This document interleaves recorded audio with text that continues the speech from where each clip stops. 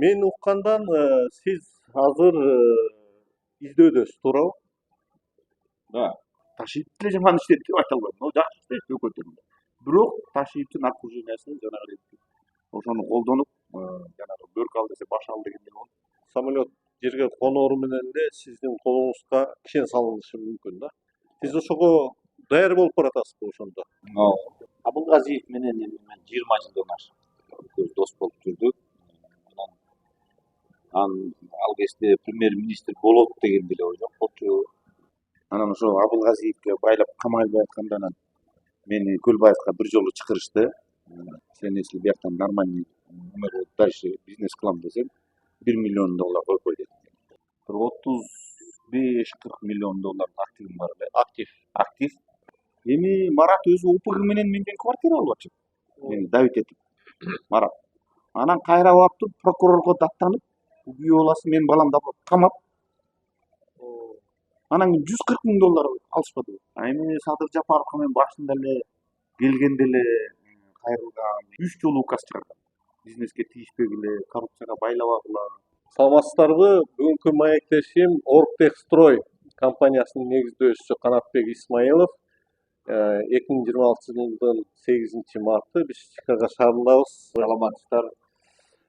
Мен уккандан сиз азыр издөөдөсүз, туурабы? Да. Бул жака келгенде мен 22 жылы марттагы келгем. 4 жыл болот быйыл марттын 19-unda. Мен кеткенден кийин 25-жылы январда издөө жарыяланды. Эми ушул жерден так айтып коеюн, сизде канча кылмыш иши козголгон? Мен билишимче азыркы учурда бир 6-7 бар го. 6-7 кылмыш. Бирөөсү сотто дейт. Анан экөөсү УКМда болчу. Мен билишимче экөөсү ИИБде да деп аткам. Анан бирөө прокуратурада болчу, ошол видимо прокуратурадагылар МВДга өттү анткени прокуратурадан тергөөнү алса албады. Эми дароо айтып коеюн, 6-7 кылмыш иши бар киши Интерполдун издөөсүндө киши. Укканыма караганда жакында сиз Кыргызстанга барган атасыз да. Эми Кыргызстанга баруу деген нерсе бул бутуңуз чек арадан аттап самолет жерге конору менен эле сиздин колуңузга кишен салынышы мүмкүн да. Сиз ошого даяр болуп баратасызбы ошондо? Ошого даяр. Эми 4 жылдан бери көп убакыт өттү. Албетте жанагы ОПГны уюшкан бир кылмышты жоготту.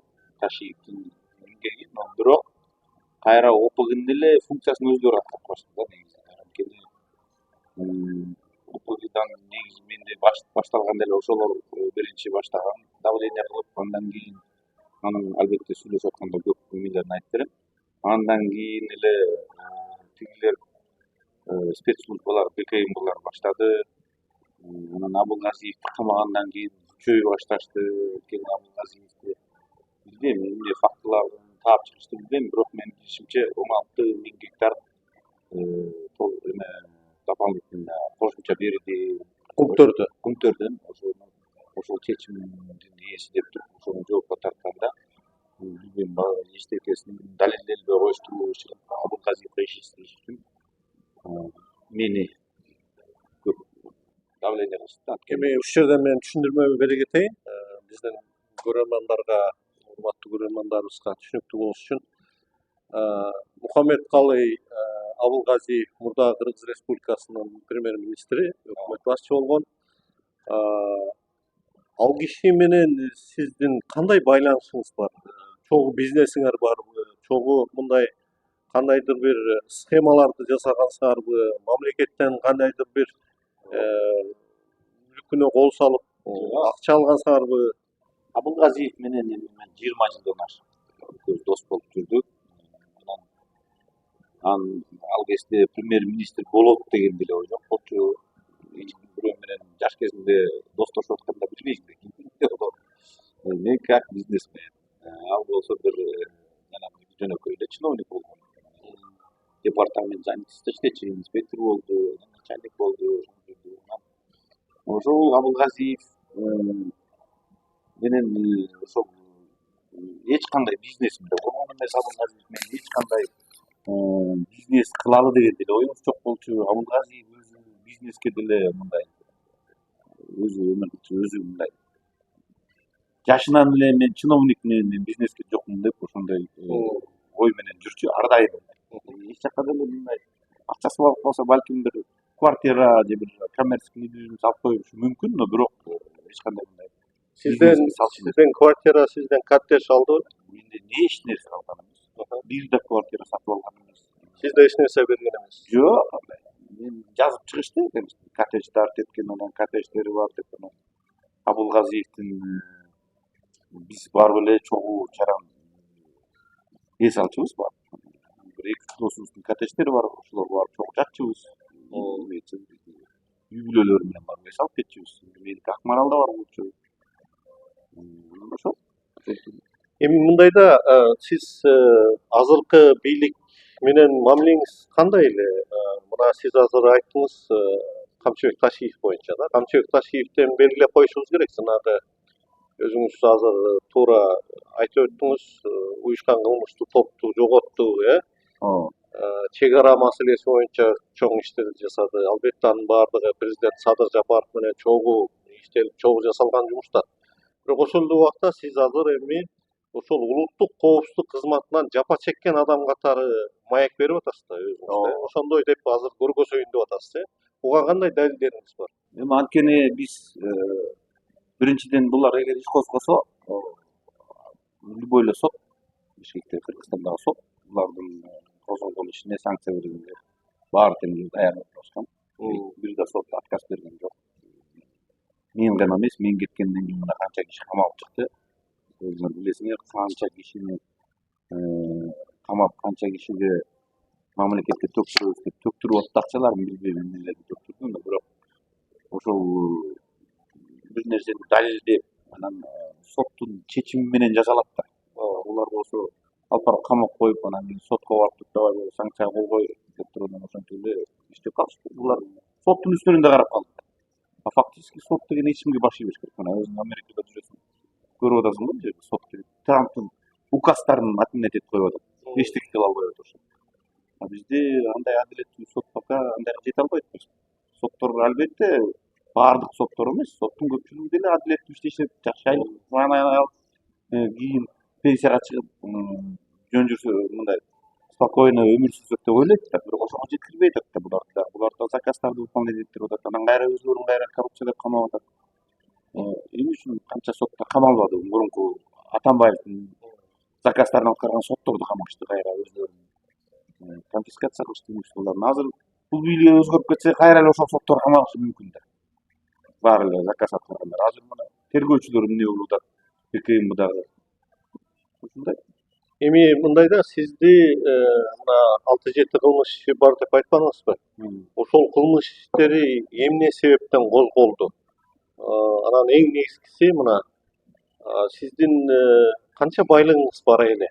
Ошол сиз Америкага келгенге чейин 2022-жылга чейин.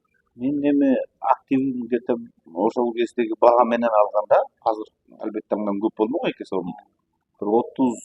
Бир 35-40 миллион доллар активим бар эле. Актив.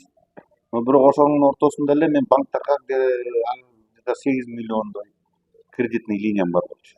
Жалпы активиңиз 30-35 миллион деп атасыз да. Эми бул акыркы 30 жылда топтогонуңуз да туурабы, Эми мындай айтайынчы, ошо Кыргызстандын шартында сиз эч бир коррупцияга аралашпай, ошол 35 миллион долларды таза өз күчүңүз менен ошол капиталды топтогом деп айта аласызбы?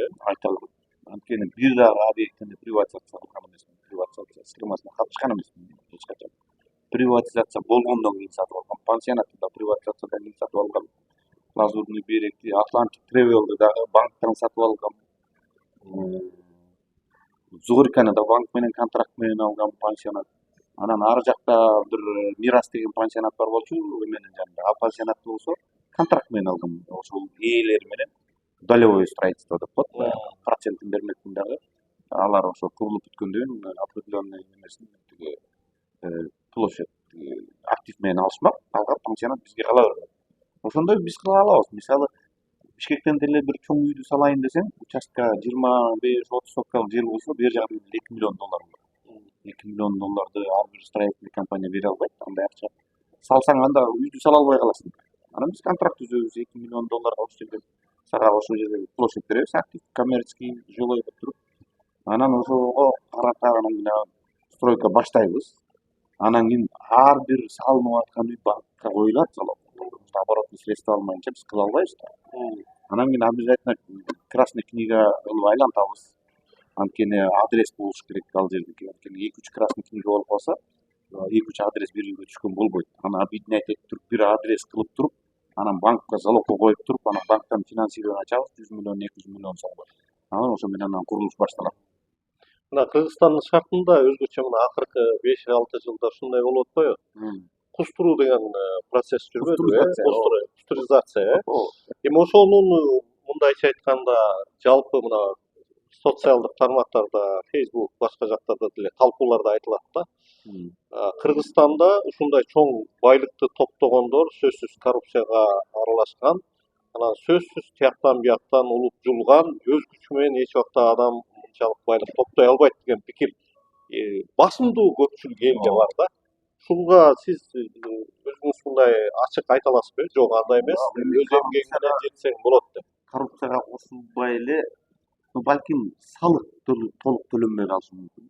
Анткени бизде эми өзүң билесиңдер, контроль салыкта мен башынан эле айтчумун. Таможняны, салыкты, анан кийин счетный палатада коррупцияны биринчи жеңмейинче башка жерде коррупция жүрө берет андай. Анткени бизнести салык инспекциялары приписка налогун азайтат.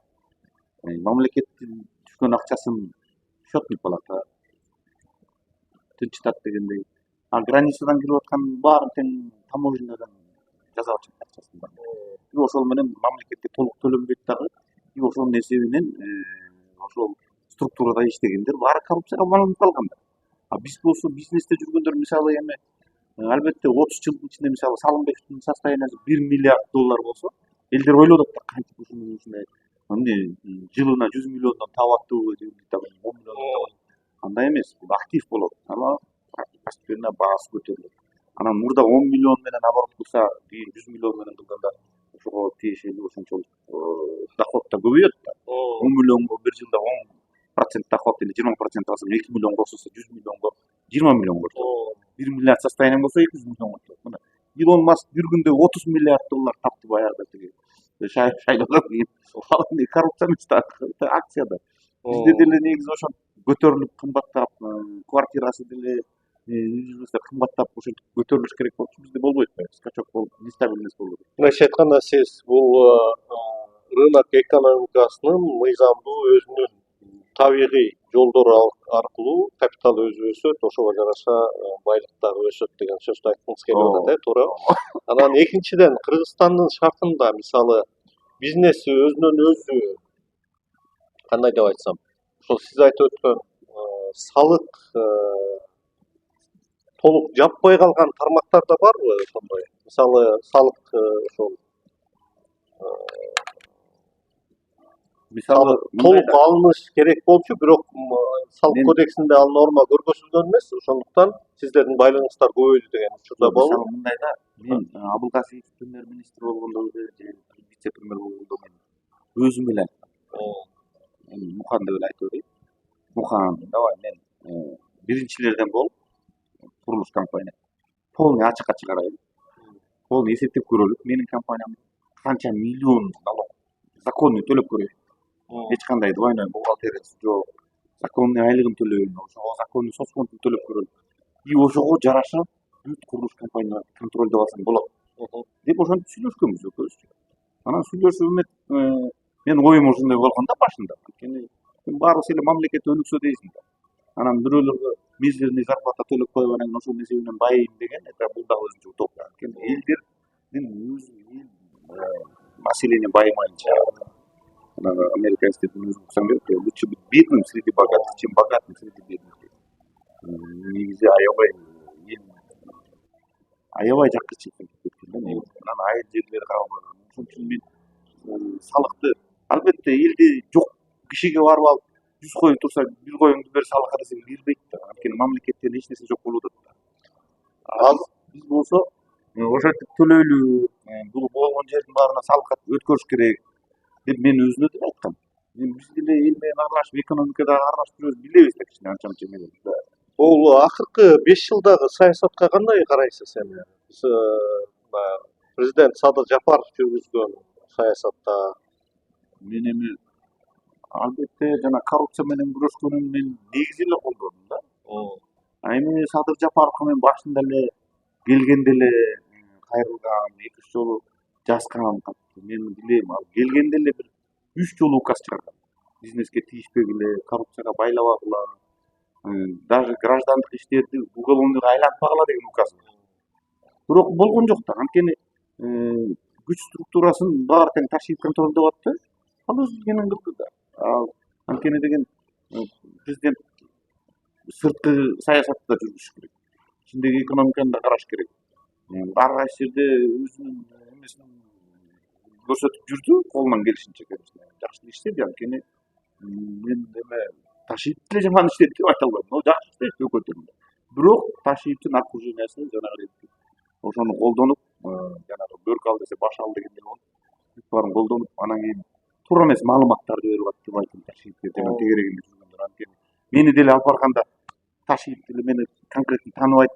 Бирок шеф бул мындай экен, тигиндей экен деп койсо, давайте деп койсо болду да. Бир эле сөзү менен алар өз билгенин кыла берет. А мен кантип өзүңдүн эмеңди чындыгыңды далилдей аласың? Эгер камап салса, соттор алардын сөзүн сүйлөп атса, прокурорлор алардын сөзүн сүйлөп атса, эч кандай доказать эте албайсың. Мен аягында 1,5 жыл күрөшүп отуруп, эч нерсе кыла албай калганда анан 12-синде жаздырыптырмын жана видеону жакында чыгардым Facebook'ка.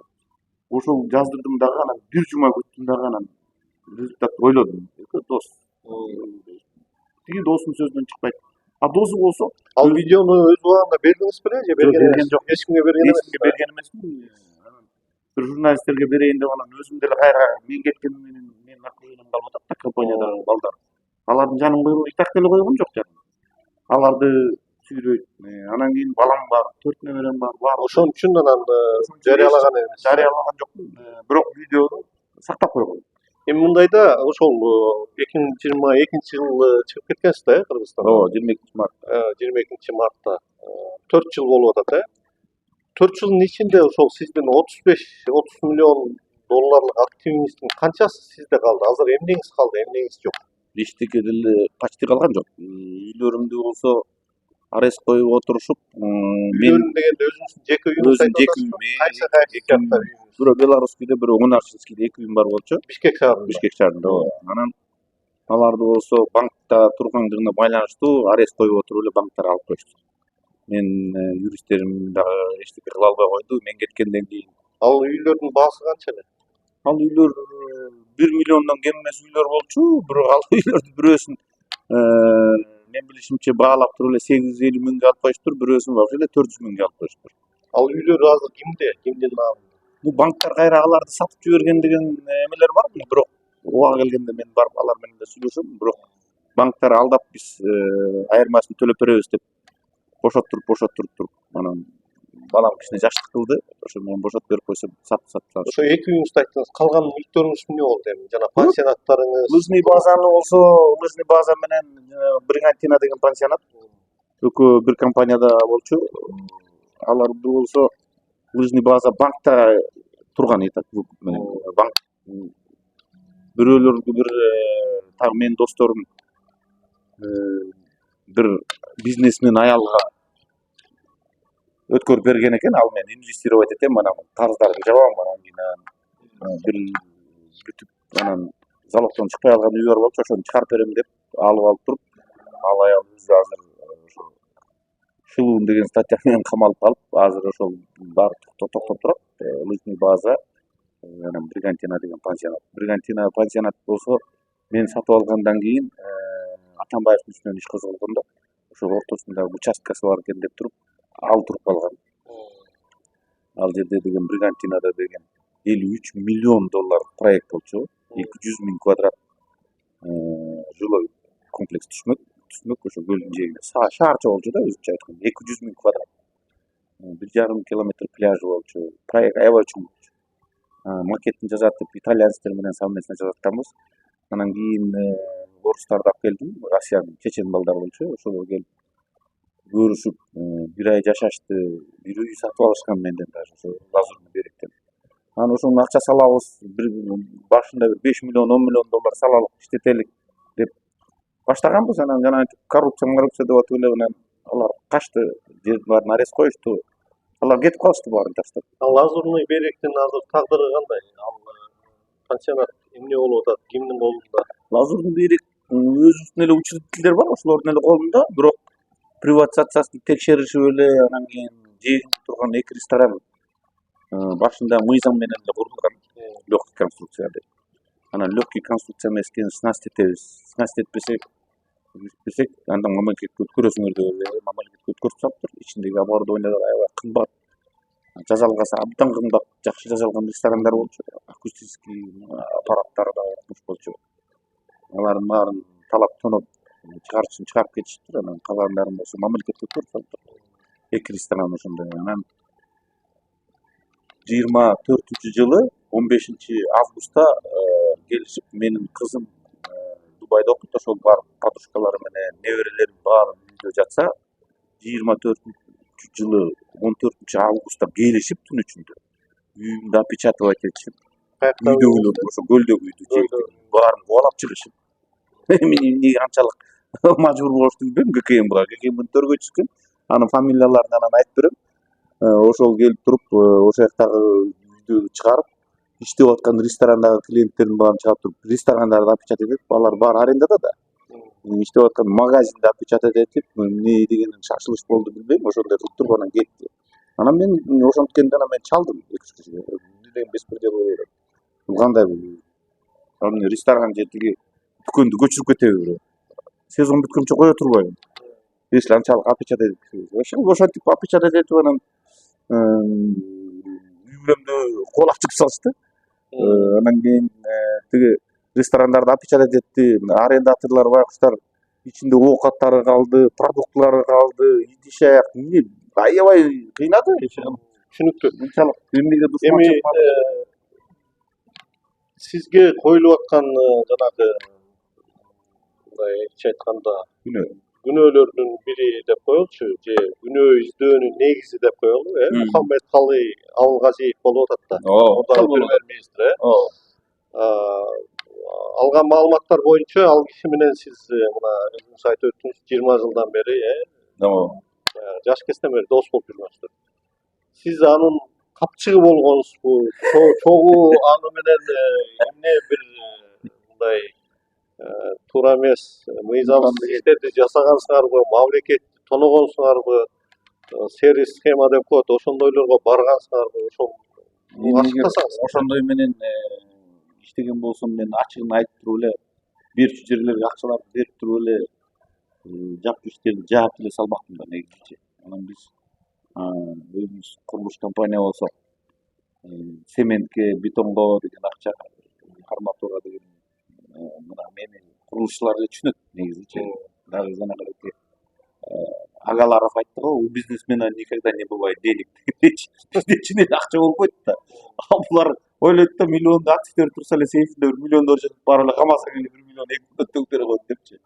Анан ошондой мамиле кылып баштаганда эле мен ойлодум, азыр көргөндөн. Мен мисалы Абылгазиев мага $100 да салган эмес компанияны. Менден деле эчтеке акча алган эмес. Самодостаточный бала, чиновник. Ага эч нерсе таба албай коюшуп болдубу же эмнеге болду билбейм, иши кылып мага абдан катуу давление кылышты да. Анан жана козголгон кылмыш иштердин бири коррупция. Мен алган маалымат боюнча жанагы немеде, банктан алынган кредиттик, ошол тууралуу айтсаңыз. Жок. Жеңилдетилген кредит деген деле эми элдин баары ала албайт го, же алса болобу? Жеңилдетилген кредит алган жок. Тем более Айылбанкта. Ал жеңилдетилген кредит эмес. 11% менен доллар, 22% менен сом менен алып. Бүт договордун баарын берген салпак. Ал эл катары эле алынганбы бул пайыз ченде? Ушу эл катарынан да элден да жесткий алдык, анткени алар деген чоң кредитке абдан катуу карайт да. Анан кийин ошо 100 миллион сомду алыш үчүн жок дегенде эле 300 миллион сомдук активди коесуң да. Баалап туруп анан 150 эмес 150 миллион берип коюшат да. Анан эслеп туруп эмес койсоң ошо 100 миллионуңду алып коюшат да 300 миллиондун ордуначы. Ал риск да баарыбыздыкы эле ошончолук риск менен жүрөсүң. Анан каяктагы эмелерди ойлоп чыгарып алышат. Мен мисалы мен башталганда мындай болду да, эң чоң давление ОПГдан келди биринчи. Көлбаевдин командасынан келди. Анткени ошо Көлбаевдин командасында жүргөн балдардын бирөөсү мага менеджер этилди. Менде жүрчү. Бул 2020 жылдан кийин болобу болбойбу? 20 жылдан кийин 20 жылга чейин эле аралашып жүрүштү. Анткени жана Медерованы салып баштаганда эле ошондо ошолордун Медерова да объектин баштаганда ошолордун балдары келишип, ошонун ээсин эчтип келишип, үйдү салбайлык коюлду. Салбайбыз. Биздин мынча дойлябыз бар деп эле жазып алышкан өзлөрүнө дойлап. Ошол жерде площадь Камчы Көлбаевдин Көлбаевдин балдары. сиз бербей койгонго Жок, ал менден жазып алган жок да алар. Ошо дойлага кирдик деп туруп, дальнейшем прибыльден алабыз деп туруп. Ал ошону жүрүп коюшту. Мен тил үстүндөгү чатыр көлдү салып атканда да ошол жака да киришкен 20% менен. Анан азыр ага тоскоолдук кыла албайсыңарбы? эми аны бийлик атып салып эле тоскоолдукту токтотподубу, же болбосо алар деле кыла албай калбайбы, өзлөрү деле. Мына азыр эфирге сүйлөп аткан мен ачыгын айтайын. Бир күнү Абылгазиевке бардым, Мухаммед Абылгазиевке чыгып барып сүйлөшүп. Ал ким болуп иштеп аттыр? Премьер-министр кезинде. Это было где-то ноябрларда. 19 пандемия башталды эле. Анда еще мамилебиз кичине бар болчу. Бирок бузулуп келаткан. Мен аны эч кандай бездействие кыласыңар, эчтеке кылбай атасыңар деп эле айтып өтчүмүн да. Эчтеке кылбай койдуң. Жээнбеков экөөң бири бирин карап отурасыңар. Иш жүрбөйт Кыргызстанда деп ошо. Мен наалый берчүмүн өзүм проблемамды. Анан ошентип айткан кишини ким жакшы көрөт? Анан ошо проектлеримди 7-8 проектимди альбом менен көтөрүп алып бардым андай. Мына Гүлдө 4 пансионат башташым керек болот. Центрде жана торговый центрде башташым керек болот. Жана кирпич заводду реконструкция кылышым керек болот. Лыжный базаны реконструкция кылат элем. Мага бүт акча керек. Силер өзүңөр президент өкмөр указ чыгардыңар. Региональный развитие деп. Мына региондор бүт. Мага бербейсиңер, РКФңарда акча жетет. Мен бир жерге группироваться этейин. Ар бир банкка коммерческий кредит төлөбөй кичине мага льготный кредит алайын деп бардым. Барсам эле канат сен ушундай амчить отасың менен мынтип атасың дегенде эле мен айттым, сен эмне аласың? Мага конкретно айтып калачы, бере аласыңарбы же бербейсиңер?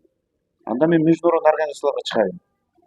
Силер өзүңөр мына РКФРден кредит ал деп атасыңар. Менден башка кимге бересиңер? Мен түшүнбөйм деп ошондой разбор болгонбуз кабинетте. Анан ошондо сиз түз барсаңыз болбойбу фондко?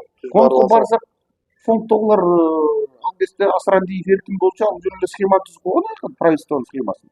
Кандай схема? Схема ошол өзлөрүнүн проценттери бар, өзлөрүнүн эмелери бар. Кат жазабыз. Мен барганда ошол жердеги иштеген Россиянын өкүлдөрү менен таанышып калдым. Кийин жакшы мамилелеш болуп калдык. Аттарын айтпай эле ошолор ачык эле айткан. Бизге орустарга, россияндарга баары бир биз келген любой проектти колдой беребиз. Өзүңөрдү деди. Жана 5 правлениянын 3-өсү кыргыз, 2-өсү орустар. Россиянын граждандары, ишкер эмес, ошо банкирлер. Ошол именно үчөө эле сопутствовать этти, анан бизге келип айтат, муну коебуз, муну койбойбуз деп. Анан мага ошол ачыгын эле айткан. Тетиги эмеден келди, премьерден келип атат. Указание было, что өткөрбөш керек деп койду. $4,5 миллион проект кирген, залогу менен 8 миллион, 9 миллион доллар залогду выставлять этип киргенбиз. Колдобой коюшту. Анан Айылбанктан алганда туура келди. Айылбанктан алып анан ошол жана 19-жылда айтып аткан. Ошондон кийин чыктым. Эмесин кабинетинен проекттер эме болгондо эле экөөбүз кичине нааразылашып калдык. Ал эми бийлик өзгөртөт да ишти. Өзгөрдү. Мен дагы өзүм кыялым дагы өтө сахар эмес дегендей ошондой болуп анан экөөбүз кичине чукчундашып кеттик. Анан мен айттым, болду, экинчи келбейм сага. Экинчи эч нерсе да суранбайм. Эми суранып деле эметкен жокмун. Мен мыйзамсыз эч нерсеге түрткөн жокмун. Мен только ошол инвестируйт. Мен ага какчаган мен ошол болчу. Айыл чарба болгачы, айылга үкүмөр болгачы, айылдар элдер көтөрүлсө эле жакшы жашоо болот деп ошентип атчымын. Анан ошентип ошондон кийин анан мен барбай калдым. Анан кийин пандемиянын астында жумуштан алынгандан кийин бир чалды. Көз бир жол ошондой жолуккан. Жана Камчы Көлбаев боюнча айтып атпадыңыз. Анан ошондо анан ошондо башка болуп кетти. Ошондо сүйлөшүп атсам, минтип айтты, анан сен Көлбаевдин жанагы тоодогу дачасын көрдүңбү деп. Жок, көргөн эмесмин. Окуш салып деп. Анан сен каяктан айткан белесиң? Биз барып чай ичип жүрөттүк деп. Анан мен айттым, силер премьер-министр, президент бар ошол барып чай ичесиңерби? Чордуй окуп десем, мени жаман көрдү да. Ушундай болобу? Силер деген бийликтин кишилерсиңер. Ал деген ОПГ да. Деп ошондой сөз болду. Анан сен анын эмнесин мактайсың, ал элдин канын ичип салып атат. Мен болсо жалаң кредитте отурам ар кайсы. Албетте мен деле ошо акча булагы болсо ошо түшүп аткан ар кайсы отметкалар мен деле салмакмын мен нерсе. Сиз өзүңүздүн мурда кийин мамилеңиз болгонбу Камчы Көлбаев менен? Жолуккансызбы? Кудаларым менен куда болуп кетет да, менин кудаларым бар. Алысыраак кудаларым. Албетте жолукканбыз. Мен мероприятиялар болгонбуз бир-эки жолу. Анан кийин ошондо Көлбаев менен мындай болду да, мен көбүнчө пансионаттарды алып баштаганда уже балдар келип баштаган. Камчы Көлбаевдин балдары. Көлбаевдин балдары эле келчү. Эмне деп келет? Менин билишим боюнча жанагы эшиктин алдында турган СБшниктердин баары өздөрү контролдочу. Ошонун баары тең ачыгын айтайын. Жанагы ошонун баары эле наркодилерлер бар. Ошонун баары тең марихуана сатат экен. Мен аны билчү эмесмин да. Эмне эле уже 8.000 сомдук айлык жандар алат. Булар десем, ошо эшиктин алдында турган охранниктер. Ошонун баары тең утуп алып ошол жерден марихуана сатышат экен да. Анан кийин ошолордун баарын тыйып баштадым да менчи. Андайыңарды укпайын, көрбөйүн деп. Анан кийин мага 4-5 үлкөйгөн бала келди, капкара формаларды кийген. Биз Барс деген компаниябыз охрана. Мен билбейм да, Барс деген көрсө Көлбаевдин компаниясы деп. Охрана. Анан ушундай порядокты карап беребиз, балки охраналарды коюп беребиз. Бүт баары биз эме кылабыз. Тартип жакшы болот. Аз эле төлөйсүз тигиндей деди да. Анан мен айттым, силер тартип бар карасаңар, анда прокуратура, МВДны жоюп эле салбайсыңар. Тартипти өзүңөр эле карабайсыңар. Мен налог төлөп атсам ушул жерде. Анан аларды мен алып келип милициясындагы спецназында кайтартып атам, законный кайтартып. А силер аларды кантип кайтарасыңар? Силер аларга даже кол көтөрө албайсыңар. Даже колун бура албайсыңар. Фактически ушундай да. Охрана агентство деген кол көтөрүүгө же болбосо рукоприкладствого аларга запрет да алар. Эми алар беззаконие менен действовать этип бөлүп калган. Анан ошентип келгенде мен айттым, Барстын кереги жок. Законный эле милиция спецназ кайтарат. Өзүнүн балдарын баары тең бывший милицейский. Анан жанагы айткандай көрсө алардын баары ошондой экен да, көлдөгү. Эми мындайда Кыргызстандагы ишкерлер, айрым адамдар Камчы Көлбаев менен чогуу сүрөткө түшүп, кайсы бир жерде чогуу отурганы үчүн уюштан кылмыштуу топтун мүчөсүнө шектелип, кармалып да чыгышты, камалып да чыгышты дегендей да. Сиз ушуга кандай карайсыз? Мындай сизге деле негиз барго деген ой болуп калат да. Эгер ошондой кетсе, сиз деле ошол Камчы Көлбаев менен 2 жолу жолуксаңыз, анда сиз деле ошол уюшкан кылмыштуу топтун мүчөсү. Көлбаев деген Кыргызстан деген өзү кичинекей мамлекет да. Кудасы туган болуп, Көлбаев менен баары эле аралашып келди деле сүрөттөрү чыгып атат. Өзлөрүнүн деле азыркы бийликтин деле сүрөттөрү чыгып атат, аттарын атабай эле коюп. Баары эле жүрүп атпайбы аралашкан. Дагы балдары дос болуп жүргөн. Анан эми ал билбейм, ал системаны кандай. Мен болсо даже керек болсо ошол Көлбаев акча салды деп жанагы ракеттеги Элит Хаусту, Эмарк стройду, тияк жактарды күнөөлөштү. Эми ал Көлбаев если живой акча салып, анан инвестировать этсе, деньги не пахнут дейт да, негизичи. Эми ал салып атат, ал каяктан чогулуп келип аткан аларга курулушчуга мисалы роль играть этпейт. Курулушчунун счетуна келип түшкөндөн ал ошол курулуштун акчасы. Ошо Камчы Көлбаев өтө көп курулуш менен, мындайча айтканда, ишкер, чоң ишкер катары иштеп калган деген маалыматтар бар, Сиз мына курулушчусуз, сиздин компанияга дагы ошол киргенби ошол өзүнүн акчасы менен? Конкретно акчасы менен эмес, участок менен. Участок менен кирген. Мындайча айтканда, Камчы Көлбаевга тиешелүү жер үлүшү бар, жер бар. Ошол жерге сиз үй кургансызбы? Ал деген бирөөнүн эле участогун алып келет да. Ошонун участогун бизге берет. Мисалы биз 15% менен кура турган болсок ошол жерге тиги менен. Ал айтат бизге давай 20% менен кылып беребиз. Сага льготный период кылабыз, муну алабыз, тигини алабыз деп биз макул болобуз. 20%, балким мисалы 10.000 квадрат болсо 2.000 квадратын жазып берчүбүз ошого. Бул канчалык мыйзамдуу ошондо? Эми Мисалы ошо жерди булар берип атканда посредник катары эле иштеп калышкан да, Посредник катары, ортомчу катары эле тиги кишини көндүрөт. Бизди действияны контролировать этет, чтобы тиги кишини биз алдап кетпешибиз керек. Или тиги ал киши бизди алдап кетпеш керек деген понятие болот ортодо. Как арбитр катары, но бирок акчаны абдан чоң доход алышчу. Анткени мен барганда эгер барып ушул боюнча тиги түшүндүрмө бер десе мен бул боюнча да кайрылгам. Албетте бийликке кайрылам, прокуратурага кайрылам. Анткени алар деген мен кеткенден кийин бир активдерин оформить этип алышып, көп мени карыз дешип, карыз депчи. Алар актив да. Карыз болчу бизге чоң суммаларды айтып деп менин балдарымды алып барып ГКМБга кирип, коркутуп жаздырып алдырышыптыр бир активди. Менин билишим боюнча $600.000 жаздырып алышты өзүлөрүнө. Биз акча төккөнбүз деп. Анткени бир объекттин арестте 21-жылы арестке коюлган. 20-жылы. Ошондон бери арестте туруп 3-4 жылдан кийин чыкты да. Ошол объект токтоп калганда, ошол жакта биздин үлүшүбүз бар деп туруп, ошону жаздырып алышты. Балдарды коркутуп. Менин балдарды кадимдей эле ГКМБга чакырып туруп эле силер каршы экенсиңер жазып бер деп жаздырып койду. Мен деле бизди жанагы бир вкладчик менен соттоштук. Эң биринчи арызды биз жаздык МВДга. Ростовщичество депчи. Пандемия бүткөндөн кийин биз аябай кыйналдык да. Акча жок, банктар туруп калганда частный вклад албайлыбы деп. Менде правлениеда 7 киши, 5 киши совет директору бар. Анан баары чогулдук, анан айтышты. Ушундай бир эме ала бербейли. Частный вклад албайлы деп. Банктар акча бербей деп туруп калды. Анткени РСК банк жана Атлантик Тревел деген пансионаттан алар айтышты, биз аларга $1.3 миллион кредитибиз бар болчу, карыз болчубуз. Айтты, могуреки $1.3 миллион бизге квартира жасап бербейсиңерби? Биз ошо квартираларды алып туруп, анан кийин кредитный линияңарды $3 миллиондон $5 миллион чейин көбөйтүп берели.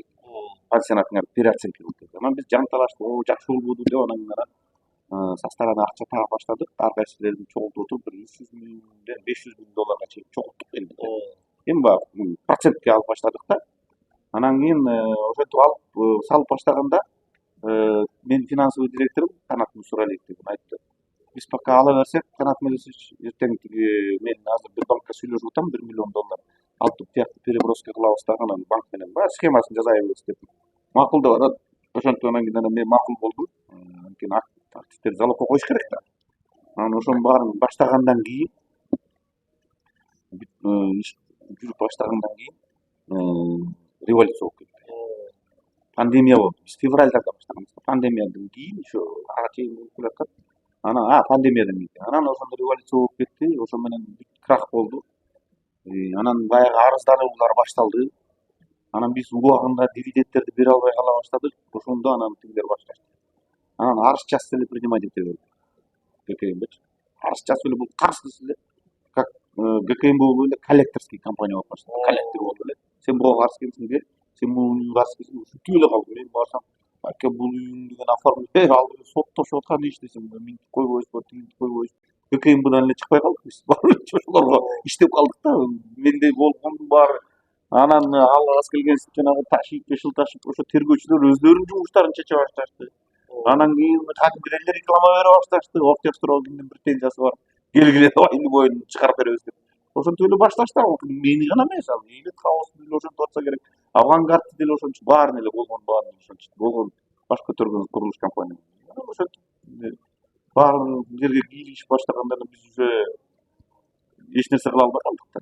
Мына сиз азыр айтып өттүңүз, ошол сиздер курган үйлөрдүн мындайча айтканда болочоктогу жашоочулар деп коебузбу, же ошого өзүнүн акчасын төккөндөр деп коелучу, Кыргызстанда эми ачыгын айтканда бул тармак өтө мындай ызы чуулуу, анан өтө мындай башаламан болуп кеткен чындыгында, мындай эч артында бир күрөгү жок компаниялар деле түзүлүп, сиз айткандай бирөөнүн жерин барып баалашып алат дагы, анан өздөрүнүн эч кандай акчасы жок, элден акча чогултат. Баланчасын да бүтүрөбүз дейт, 2 жыл, 3 жылда айтат, бирок бүтпөйт үй. качып кеткени канча болду, акчаны чогултуп, ушундай болуп атат да. Ушул жерден айтсаңыз, мисалы, бул эң негизги сизге, сиздин компанияга жасалган, мисалы, ошол арыздардын мындай мүнөздүү мындай себептери эмнеде, жанагы эксплуатацияга берилбейт деген чоң маселе бар, туурабы, Ошол эмне үчүн анан бул бир, экинчиси эмне үчүн курулуш кечигет?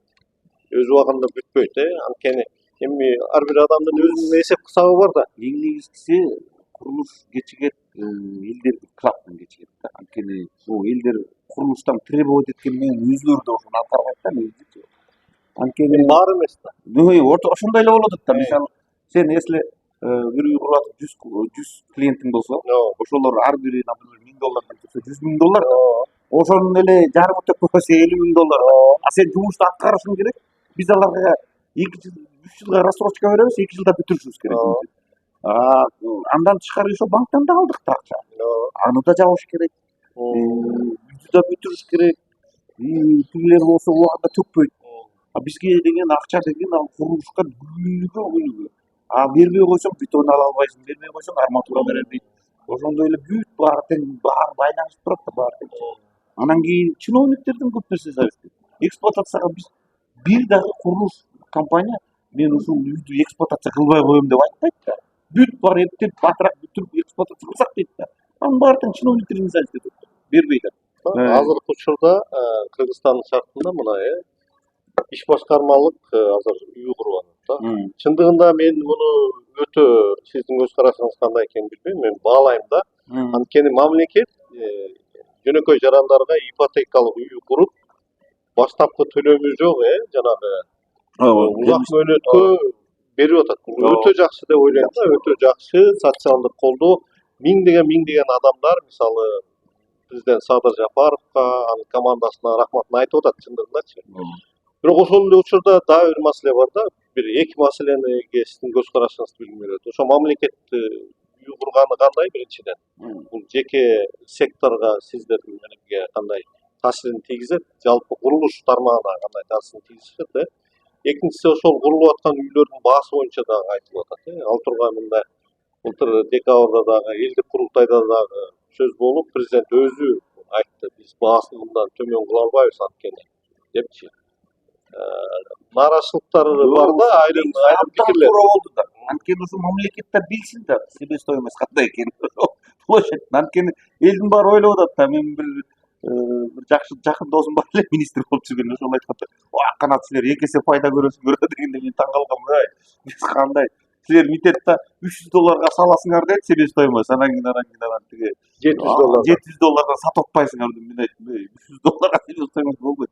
Жердин эле алганда эле уже жердин эле баасы $100-150 кошулат автоматически. Жер сатып алганда элечи. Жердин баасына. Конечно, мамлекетте жердин баасы кошулбайт, анткени булар жерди бекер берип атпайбы. Но бирок за счет этого булар арзан болуш керек. Анан кийин мен центрден салган үйлөрүм 580-650 чейин чыкчу себестоимостторучу. Анан кийин маржасын ойлоп көрсөң бир $100-150 деп контракт түзгөндө деле ошентип түзөбүз да көбүнчө. Ошондой көрсөтүлөт. $100-150 менен сен кредит алсаң 2 жылга эле кайра жеп коесуң. Кайра жеп коесуң. Анан ошол жанагы жакында мен чала-була көрүп калдым, депутаттар жанагы отчет алып аткан ипотечный компаниядан себестоимостуна $650 десе, анан ремонту менен $1,000 деп. Вот ошону көрүш керек да мамлекеттер. Ошону көрсүн, анткени чынында эле курулушчулар абдан эле тиги эме көрүп алды да. Мына мен азыр бир нерсени айтып берейин. Курулуш бул өзү орусча айтканда показатель экономики. Анткени мындай да курулуш башталганда биринчиден жумуш оор. Анан фундамент качкан, казып, антип иштегенден кийин техниканын эксплуатациясы ушунда. Анан бетон аласың, анан арматура аласың, анан жыгач аласың, анан кирпич аласың, анан кийин айнек аласың, анан ичиндеги санфаянс бүт баарын аласың. Канча киши иштейт, канча паста, анан ошо электричество, санузел баары бүткөндөн кийин отделочный работа, анан мебель, анан кондиционирование болгон кыймылдын баары ошол курулушка кирет да. Анан үй бүткөндөн кийин ковер, мебель, даже занавескадан бери эсептегенде бул уже канчалаган экономиканы сүйрөп келет. Бул курулушчулар менен такыр эле өтө мактаганда эмес, курулушчулар негизи сакташ керек. бала дегенде анткени баарын сүйлөп келатабыз да. Мына мен бир немени айтып берейин. Ошол моментте колдонуп туруп. Нурада жетиштирүү болгондо ошонун немесин эскисин концепциясын мен жасагам. Мага чыгышкан элдерчи. Ошондо Ташиев министр МЧС болчу. Мына ачыгын эле айтып берейин. Анан кийин мага балдары чыгып айтышты ушундай ушундай деп. Анан келип туруп эле айтышты ушунча акча 200 миллион сом деди, 400 миллион сом деди, ушундай бөлүнөт деди. Анан ушуну жасабайсың деди. Макул, концепциясын жасайын деп, анан архитектордун Карякин деген жакшы архитектор болчу, орус киши. Ошол баарын жасадык, 170 үй беле ушундай болчу. Анан uzun көчө кылып, үйлөрдүн баарын пансионаттын системасын кылдык да, уличный шинасынан баштап центральный отопление кылдык. Котельный коелу дедик. Жолдун баарын асфальт кылалы дедик. Кирпичтен добротный кылып, сейсмический үйдү салалы дедик. Бүт баарын центральный водоснабжение коелу дедик. Бүт баарын концепция кылып, ошол моментти колдонуп, элдер баары акча берип атканда, ушул шаарды высокогорный уникальный шаар кылалы деп мен предложение кылдым да.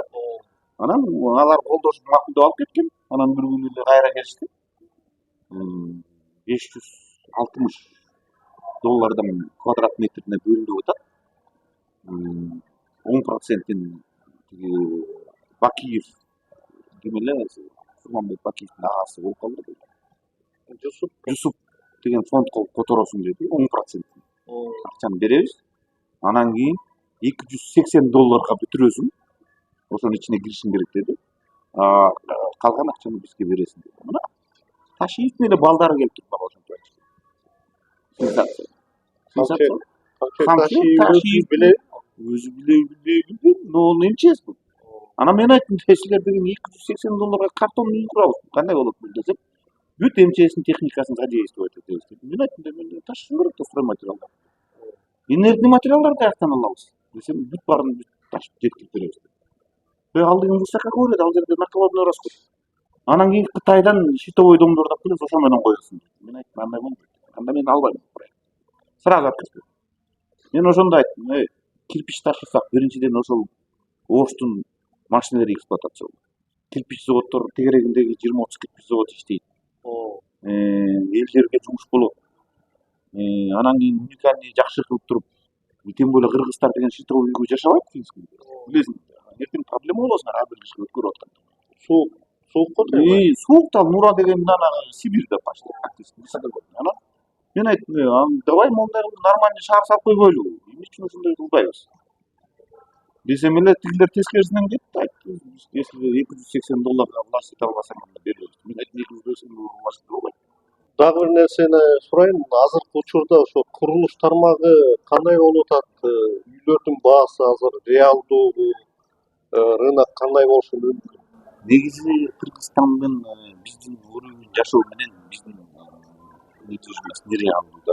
Анткени Өтө кымбатпы? Өтө кымбат. Анткени биз баягы Текебаевдагы бир жакшы статья чыгаптыр, мен окудум. Бизде съем квартира арендада калды. Анткени мына Америкада жашап атабыз. $2000 мисалы квартира снимать этсең, сен жок дегенде $5000-10 зарплата алып атасың да. 5000-10 чейин. Иштеп таап атат. А бизде деген наоборот, ошо квартплата деген айлыгынан көп болуп кетет экен да. 128% деп айлыгынан завышенный болот. Анан баягы элдер каяктан таап атат ошол акчаны келип. Фактически Америкада биз көрүп атабыз, биякта мисалы $1,500-ден $3,000 чейин квадрат метри сатылат Америкадачы. Бүт баарына банк жардам берип атат. Эл өзү фактически өзүнүн элерин рейтингин, кредитный рейтингин көтөрүп туруп эле банкка предоставлять этип, банк баарын жасап берип атат. Азыр даже акция бар билесиң, 3%. Если $500,000 үй болсо, 3% эле төлөйсүң, $15,000 топчон. Сага үйдү 30 жылга аренда эмеге берет. Кредитке берет, ошо сатып алышың керек. Анан жыл сайын же болбосо 6 ай сайын барып рефинансирование кылгыла же процент түшүрүлү деп арызын жазып берип, сүртө берет экен акырында. Исправно төлөп. Эмне үчүн бизде ошол үй кымбат болуп атат? Анткени бизде деген менин оюм боюнча ушу бизге инвестиция абдан көп кирди да, башталгандачы Кыргызстанга. Инвестиция анткени өнүгүп аткан мамлекетке инвестиция көп кирет го. Ошол киргендигине байланыштуу жанагындай мындай орусча айтканда дурной акча көбөйүп кетти да. Анан чиновниктер бизде негизи прокурорлор көп да, чиновниктер. Ошолор акчалардын баарын легализация кылышып, активтерди ала беришет. Түшкөн акча. Жөнөкөй карапайым эл анча квартира ала албайт. Азыр квартиралардын баасы өтө кымбаттап атат да биздечи. анткени ушул Мында орусча айтканда мыльный пузырь деп атпайбы, ошо мыльный пузырь жарылышы мүмкүнбү? негизи кымбат болгону менен эч нерсе өтпөй атат да. Эч нерсе өтпөй атат. Эч нерсе өтпөй атат дейт. Даже мисалы $1,5 миң деп кантип эле квартирасын сатыкка коюп коюшат дейт. А так 1000ге сатсаң да өтпөй атат дейт да. Эми чеги бар да. Элдин дагы төлөө мүмкүнчүлүгүнүн чеги бар да, туурабы? Биз эми мына Эми картошканын баасын тиги неме мындайча айтканда Эттин баасына кое албайсың. эттин баасында кое албайсың. Ооба, Же ошондой. тиги Москвичтин баасын, Мерседестин баасы депчи. Ооба. Эми бул анткени мындай болуп атат да. Бирөөлөр катуу өнүгүп атат. Арзан квартирасын вторичкасын сатып, элитка ал элиткасын сатып, ана супер элитканын, бизнес элитканын баарын алып атышпайбы? Ошолор иштеп атат. Основной движение мында.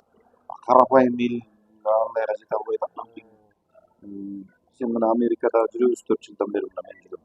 Бул жерде средний класс аябай өнүккөн да. Ошон үчүн аябай движение жакшы да. А бизде аябай высокий класс, анан кийин аябай низкий класс болуп калган да. Орто катмар жок. Орто катмар Жок. Аз. Анткени деген жанагыдеки эмелер тиги последний мына мен кетип атканда билем статистикага чыккан 29% за чертой бедности жашайт. Кыргызстанда 29%. А последний мен статистиканы көрдүм 37% болуптур ужечи. Это каждый третий деди даже. 2023 жылы 33% эле. 37 болуптур. Азыр 37%. 37% болуптур. Анан биз ошол процент азайыш керек эле да негизичи. Ал азайып атат. Эмнеге? Анткени биз айыл чарбаны такыр өнүктүрбөй атабыз да. Эң сонун мал чарбага дагы, жер жемишке дагы сонун жерде жайгашканбыз, бирок инвестиция көп кылбай атабыз да чарбага. Мен Муканга көп жолу айттым, айыл чарбаны өнүктүрүп койгулачы. Айылдан элге барбай калат. Шаарда. Десем внутренний миграция токтойт да. Десем эле биз так $1 миллиард доллар кетти дегенди айттым. 1 миллиард биздин айылга эмне болот? Мына азыр жакында президент өз выступлениясында айтты, мен ошону Муканга айткам. Мен айттым да, силер дополнительный элден эмеден карызга албасаңар, силер өнүкпөйсүңөр десем, биздин деген закон боюнча, конституция боюнча 60%-тан ашпаш керек УФБдан деп мен айткам, силер УФБңарды көтөрбөйсүңөрбү? УФБңарды көтөрсөңөр 3%-ңер азаят дегем да. Мына ошону жазып алды президент Жапаров. Ошону жазат да. Азыр ВВПга сравнить эткенде тышкы карызыбыз 25%. Мында дагы ресурс бар дагы 5 миллиард алган карыз. Карыз калмайынча өнүкпөйт Кыргызстан. Сиздин маселеңизге келеличи.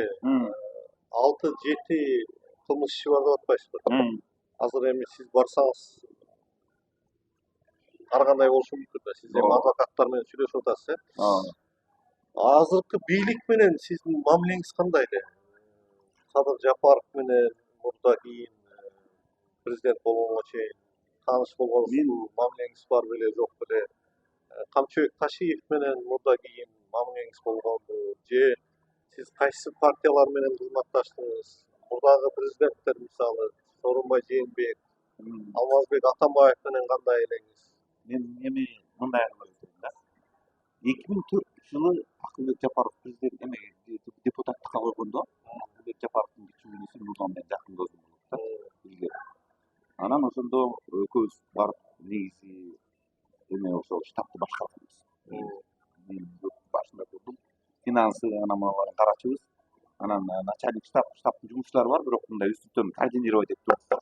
Нурлан экөөбүз жүрдүк артынан. Анан ошондо түптөн Садыр Жапаров койгон. Анан кийин биз аябай Субалиевке каршы чыгып калып, бизге аябай кыйын болду ошол кезде, конечно. Анан абдан кыйналдык. Анан бизди шайлоодон алдырып салды. Ошондо алдырганда, сот менен алдырып салганда, эч нерсе айласын таппай калдык, эмне кылалы деп. И ошонун эртеси эле Садыр Жапаровду алдырып салды. Аны да комкадан алып салды, Акылбек Жапаровду да алды. Анан мен анда адвокат кылып, менин нарындан курсташым Акин деген ошону алып келгем. Ал Акин экөөбүз түнү менен отурдук, эмне кылабыз деп. Акыл стресс болду сразу, соттон утулдук, ал шаарга кетти. Түнү менен отурдук, анан отуруп анан эмне кылабыз, кандай вариантка барабыз дегенде, ошондо ошол Акин экөөбүз ойлоп чыгардык. Против всех дегенде, шайлоо несостоявшийся болуп калат экен деп ойлоп чыгардык. Давай ошондой жазайбыз дедик дагы. Анан кийин бюллетень таптык образецин таап турган против всех дегенде птичка коюп туруп бир бюллетенди образец жасадык дагы ошол бюллетенди түнү менен шаарга барып Бишкекке барып менин бир досум машинеси менен барып 12.000 штук печать этип келди. Бир багаж болот экен. Анан 12.000 штук печать этип келип турган элдерге тараттык. Ошол менин идеям болчу. Ошону таратканда анан кийин анан акылга ошондо сатып чыгыптыр чалчы. Силер эмне кылып атасыңар деп ушинтип атабыз дегенде анан ошол баланы мага жибербейсиңерби мен көрөйүн ошол бюллетенди дегенде анан мен өзүм лично барып туруп жана тоңдун поворотунан балким бери жака көз жолугуп анан колуна бергем бир пачка ошол бюллетенди. Ушундай кылып жазаттым. И ошол да ошентип жасаттым. Садыр Жапаров менен жолугасыздар. Ошондо биринчи жолуктум да. Андан кийин деле кийин антикордо иштеди. Анан мен курулушта жүрдүм. Алардын бир кирпич заводу бар болчу. Сабыр менен болсо мындай үй-бүлөлүк катышыбыз бар болчу. Мындай жамандык жакшылыктарда аралашып калчубуз анткени менен общий досторубуз бар да. Сабыр менен болсо ошо анан бир жолу бир Акмак Келдибековке барып калсам ошо тааныштырган Акмак менен да мамиле болчу. Сүйлөштүрүп мындай өзү шаар ишин боюнча мындай азыр деле эл көрүп атат. Камчыбек Ташиев менен болсочу. Ташиев менен болсо илгери бир ошол цвет бетме иштеп жүргөндө мен Чымкенттен бир таанышканбыз анан бир эки жолу мероприятияда чогулгунбуз. Мындай алыш беришиңиз жок. Салам алейкум салам деп ошондой мындай даже конфликтибиз деле жок, өтө досчулбуз. Эми сиз ошондо жалпы Кыргызстандагы бир чоң компаниянын курмандыгы болдум деп эсептейсизби өзүңүздү? Эми бул система булар эми менин оюмча Ташиевдин деле кемчилиги бул өзүнүн кызматкерлерине өтө чоң полномочия берип салды. И полицейский мамлекетке айланып кетет жастадык аз эле калды. Анткени мына мен азыр айтып атам, жөнөкөй карапайым элге бул жакпат. Албетте жагат да. Эмне себептен жагат? Билбейм, анткени байды алып барып камап койсо, көрө албаган кишисин антип койсо кимде жөнөкөй. Мисалы, анан мен бир жакшы бир генерал бар. Айтпай эле коеюн, ошол генерал бир сөз кылып айтты эле. Эгер эркек болуп туруп, ушунча жашка келип, мусулман болуп туруп, анан кийин душманың жок болсо, сен эркек эмессиң деп айтканда бирөөчү. Анан душман баарыбыз деле жетишип атпайбы? Анан кийин мен айтып атканым, ошол Ташиев ошо Жапар өлкө бийликке келгенде, конечно, албетте көп кишилерге дагы анча ичинде котур таштар жүрдү да. Алар дагы көп запкы көрүшпөдү анткени. Түрмөгө чейин отурду, качып жүрүштү. Канча мени гана көргөн жок. Шайлоодон канча акчаны чачып алып көрүп жиберди. Баары тең буларга аябай стресс болуп жүрдү. Анан жанагындай колунан ийгилик келгенде булар өзлөрү билген окруженияны оталдырып, ошолор менен эме кылып алды, иштеп. Андан кийинки звеносы башталды, ошол ГКМБ прокуратура иштегенде баары тең ошол өчөшүп жүргөн кишилердин өчүн алып алышты. Негизи фактически ошондой болду да, анткени камаганы камап алышты, акчасын тартып алышты. Эмнени гана кылышкан жок. Анткени колун развязывать этип койду, билгениңерди кылгыла деп койду. Анан мисалы Ташиев деле кабинетте отурат, чоң иштер менен заниматься этип атат да, кичинекей тергөөчү келип, шеф бул жери мындай экен десе, давай деп коет да. Жок дебейт да, билбейт да, анткени информация жок да. Эч ким жеткирбейт да. Президент Садыр Жапаров ошо айтпадыбы чындыгындачы, жанагы улуттук коопсуздук кызматы ички иштер министрлигинин ишинен бери өзүнө тартып ала баштады деп. Сотту архитектор мына мен азыр дагы бир фактыны айтып коеюн. Лазурит деген жилой комплексти 140 квартиралуу көлдөн салып баштамакпыз. Инвесторлорубуз даяр. Уже сала турган болду. Эч ак чечим чыккан. Анан кийин баштап атканда эле менин балдарымды чакырышат. Уже крандардан алып келип койгондо алып барып туруп эле. Менде звуковой записи бар. $200,000 дешет. Ошол ГКМнин балдары. Курулуш башташ. Башташ. Ну, анан биздин балдар айтат да, бизде акча жок.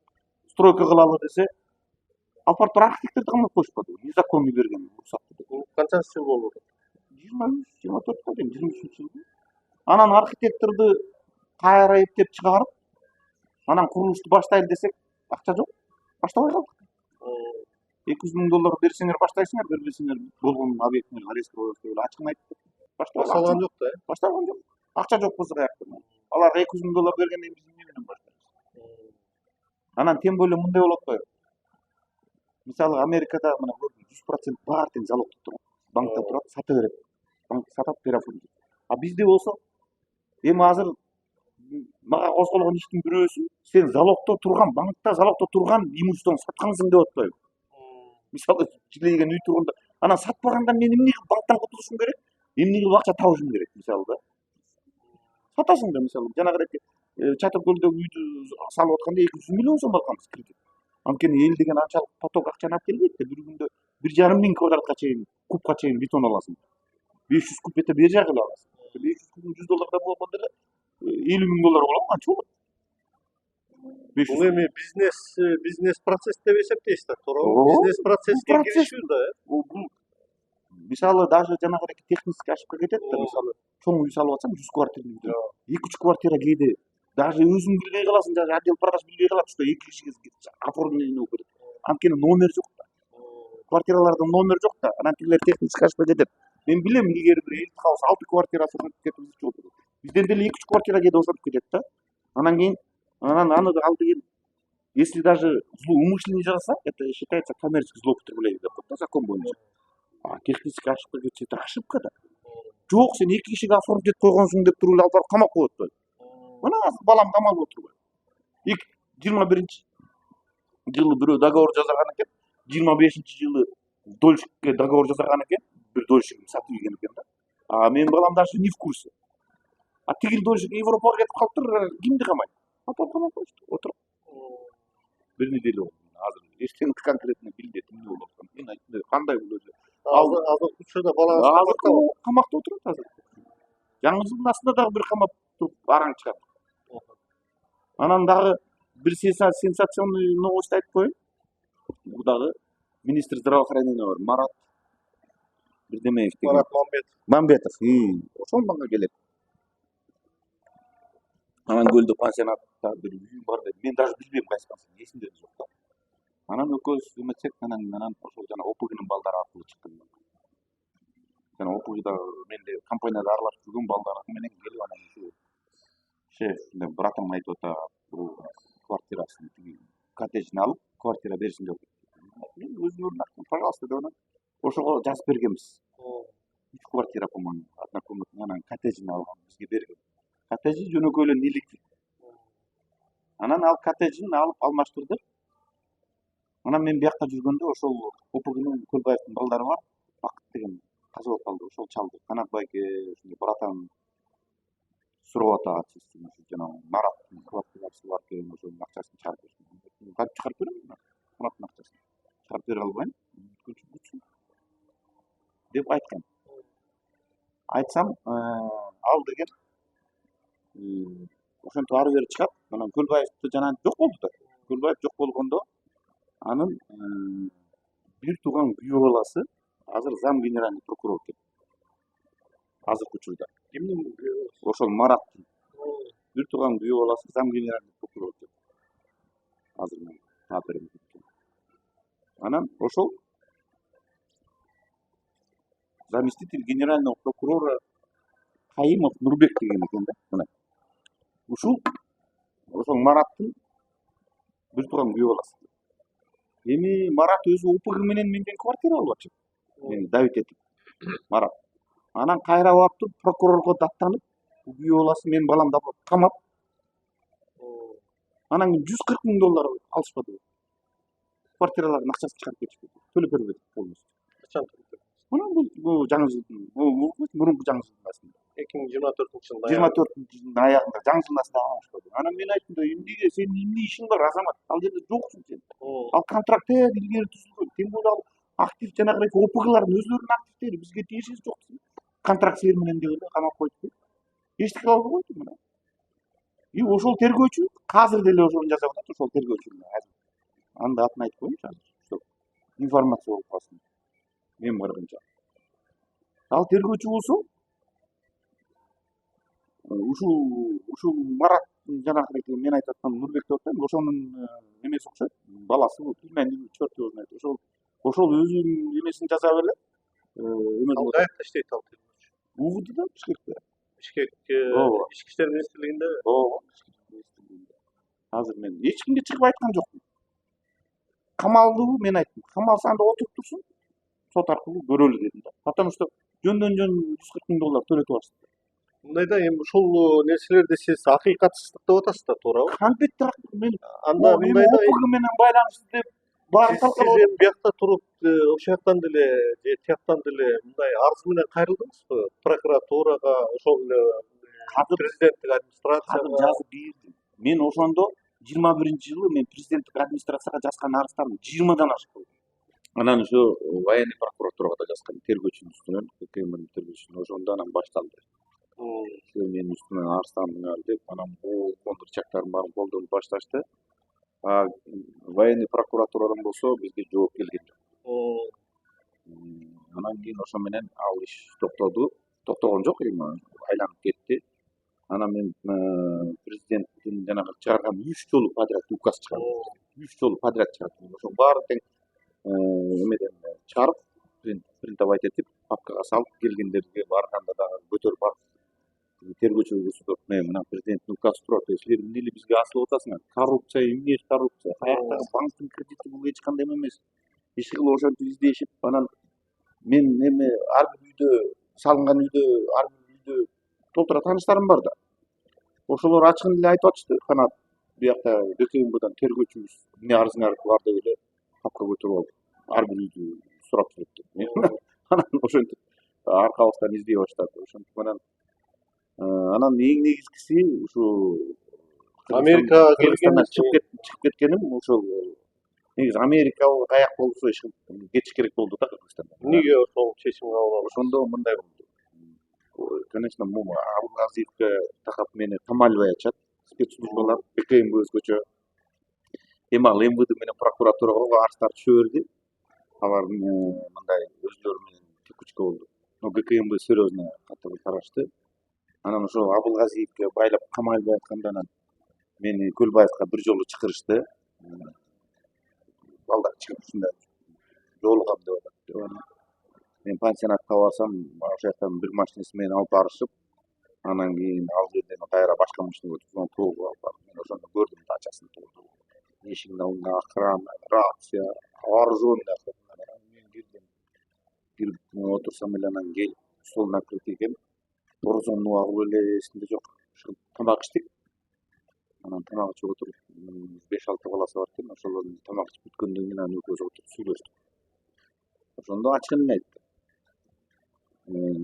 Досум Абылгазиев Кумтөрдөн булар крупный акча алышкан деп. 30 миллион доллар деп. Анан мен айттым, ишимде жок. 30 тыйын да көргөн эмесмин. Балким ал өзлөрүнүн немелери бардыр десем, мен ошондой информация бар. Если досуң нормальный дальше жашайм десе, сен если бияктан нормальный дальше бизнес кылам десең, 1 миллион доллар койбой дедим. Анан мен 1 миллион доллар эмес, 1 миллион сом көрүлөтмүн азыркы заманда. Ондай кризис болот. Араң эле басты, кредиттерибиз төленбөй соттошуп. Канчанчы жыл ошо? 21-жыл где-то декабрлар болуш керек. Декабрь, ноябрь, декабрь. Анан жана кандай ситуациялар болду. Мен буларды вообще мындай УПГ деп көп мындай признавать этчү эмесмин негизи башынан. Анан ушундай болгондон кийин анан ойлодум. Тиги спецслужбалар камайлбайт. Тигилер тосуп отурса даярдан. Анан мен балдарым, неберелерим чоңоюп кетти. Нөөчүңүз боюнча жанагындай. Нөөчүңүз боюнча жанагындай лыжный база келип коркуч. Анан мен балдарымды чоңойтуп өзүмдү сакташым керек болду. Биринчи очередде имуществону эмес, өзүмдү сакташым керек болду. Тигинин ичине киргенден кийин баарыбызда эле намыс бар, гордость бар. Анан ал жактан болгон давленияны баштап, анан президенттин башынан деле өтпөдү эле. Венасын ачып, венасын кезишип, булар деген любой методко барат. Анан ушундай болбосун деп эле анан Эми Кумтөрдөн жана 30 миллион доллар алды деген сиз кандай маалыматыңыз барбы? Мукан жок, мен аны ошол Мухаммед Калый Көлбаев досуңуздан сурадыңызбы андан кийин? андан кийин жолуккан деле жокпуз. Ал экөөбүз жолуккан сайын эле урушабыз. Мен ага катуу тием тарс этип эле сенин азаңа мен жашатпай атат. Сенден пайдаңа зыяның көп болду деп эле кыйкырам. Анан ошентип ызылдап атып эле анан кийин ошол тиги Мен өзүнөн ошол Көлбаевдин өзүнөн уктум ошондой вопросту. Анан кийин дагы бир айта турган нерсе, мен жанагы айтпадымбы общежитие бартерге алгам, Нургалый деген бизнесмен бар, фамилиясын эстебей атам. Ошолордон милицейский общежитияны, чоң общежитие 20 сотка жери менен бартерге мага предлагать этишти. Анан биз аны реконструкция кылып, мага семейный квартира кылып саталы деп, ошону сүйлөшүп, анан 3000 квадрат деген получился 2600 болуп калды. Бирок бошото албай койдук. 4 жыл выселение кылып, эчтеке кыла албай койгондо анан министр МВДнын приемуна бардым. Азыркы министрге барсам, айтты, айке, здесь эчтеке кыла албайсыңар. Мамлекеттики туда-сюда дегенде анан биз контракттын баарын бузуп, анан баягы биз берген активтердин баарын кайра возврат кетирдик. Ошондо мен көлдөн 2 коттедж бергем, ошол эсебиненчи. Анан 2 коттеджди биз договордо көрсөтүлгөн односторонний порядке расторгать эте алабыз. Анан односторонний порядке расторгать эттик. Невыполнение договорных условий деп. Анан соттун чечимин чыгардык. Ал болсо ошол бир Искендер Тур деген бир компанияга сатып жиберген экен ошол тигилерчи. Анан алар барып туруп Искендер Тур чек берген экен. Биз негизи чек беребиз. Мен жана айтпадым, кирпич берсе да чек беребиз. Машина берсе да чек беребиз. Анан положено кассадан өткөрө албайсың. Ошону суммага беришибиз керек да. Анан ошентип анан чек алган экен. Видимо ошол биз Нургалыга бергенден Нургалый кайра перепродавать, третий лица болуп атат да. Анан тигилер барып туруп биздин үстүбүздөн арыз жазат. Ушундай бизге тиги биз сатып алганбыз, анан бизди расторгать этип салды договорду деп. Анан бизге деген ошо жазганда Октябрьский прокуратурага түшөт. Октябрьский прокуратурада Каратаев Азамат деген тергөөчү. Ал кезде прокуратура тергөө иштери жүргүзчү. Анан мен барып өзүлөрүнө встречага бардым. Прокурордун өзүнө кирдим. Айттым, бул жерде гражданский иш. Булар эмени келишимдин эмесин шартын аткарбаган үчүн биз буздук. Бизге берген активин ала албай атабыз. Ал то, что мурунку киши кийинки буларга сатып үйдү, алар өзүлөрү разбираться этсин, биз өзүбүздүн активди алдык, болду, все, берип атабыз десек. Бул барып мен акча төккөм, мен аларды билбейм, мен өзүм сатып алгам деп ложный показания берип атпайбы, жана Искендер Турдагы Мурат деген казак экен. Ал ложный показания берип атат. Ложный показания берип мен төккөм десе, тиги прокуратуранын воспроизводствого алып төгүп түрдө бизге келип атат. Анан мен айтып, төккөн жок. Булар төккөн эмес. Мындай акча өмүрү келип түшпөйт бизге $300,000 наличка менен келип. Десем $280,000 ушундай экен да. Анан айтсам ишенбейт. Тиги Мурат деген бар, ал кыйкырып жүрөт. Могу Каратаев Азаматка мен $20,000 бердим, я его купил, все, он мой деп атат. Анан ошентип отуруп анан бир күнү мага анан бул гражданский иш деп мен вышестоящий актына шаардык прокуратурага арыз жаздым. Туура эмес кылып атсам, шаардык прокуратурага алып туруп, бул иш деген гражданский иш деп кыскартып атат. Кыскарып кеткен иш, бүттү, жок. Анан биз бияка кеткенден кийин кайра каким-то образом МВДдан козголуп калып атпайбы. Жана Каратаев Азамат деген барып туруп, городко бирдеме болуп иштеп калып атат. Зам болгонун билбейм. Шаардык прокуратурага кайра кетип атат. И ошол жерден кайра ишти алып туруп, анан кийин МВД менен козготуп туруп, анан международный розыскка берип атат. Это просто абсурд да, мындай жайга. Анан кийин международный розыскка берип, мен таң калдым, еще январда 25-жылы берип атышат.